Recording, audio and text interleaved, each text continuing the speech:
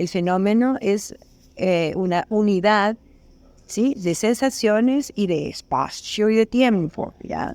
Que es aquello que solamente los humanos entendemos como espacio y como tiempo, ¿sí? Esa es la realidad, sí, hay un asunto de comprensión. Entonces ese es el fenómeno, ¿vale? Entonces a mí me encanta Kant porque a él le parece que no es un asunto exclusivamente experimentado, sino que se requiere estas estructuras mentales que permiten comprender, ¿ya? Y eso sería el fenómeno.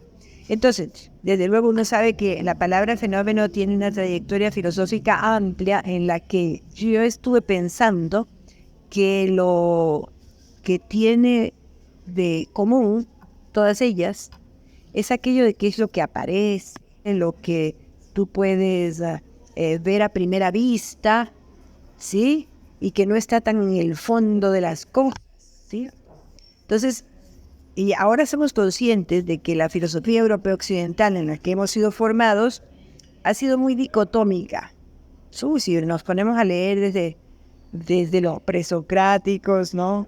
Y luego Platón y Aristóteles, nos damos cuenta que todos ellos van ordenando, y eso se mantuvo en la modernidad, siempre todo dividido en dos. Por eso es que hay la apariencia y hay la realidad.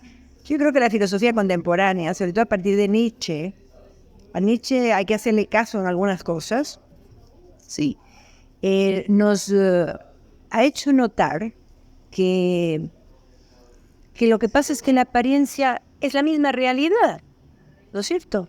Porque ¿qué otra realidad hay más allá del fenómeno que es el que podemos experimentar, ver, vivir, conceptualizar, etcétera, etcétera? Yo creo que esa es la importancia del fenómeno, ¿verdad? Que es la realidad como se nos aparece. Pero es la única realidad, no hay otra más allá. Creo que era equivocado de ponerse a ver las cosas siempre divididas en dos. Si más bien hay que ser, más bien, cierto, me parece a mí más correcto filosóficamente ser muy monista, ¿no? De intentar unir para darnos cuenta de que esa es la realidad. Entonces, bueno, ha habido la maravilla de que también se ha hablado de fenomenología, ¿verdad? Que si le aumentamos ese lindo sufijo, que es logía, que viene del logos griego, que es racionalizar el fenómeno. Entonces hay, por ejemplo, esa hermosura de la fenomenología del espíritu de Hegel, ¿no es cierto?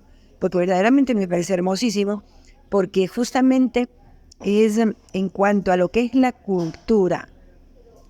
A mí me parece que la cultura es lo que más caracteriza a los humanos. Si veníamos diciendo que es el animal consciente, pues es el animal que produce cultura y vive en cultura y no puede vivir sino en cultura. Y eso es su fortaleza y es su debilidad.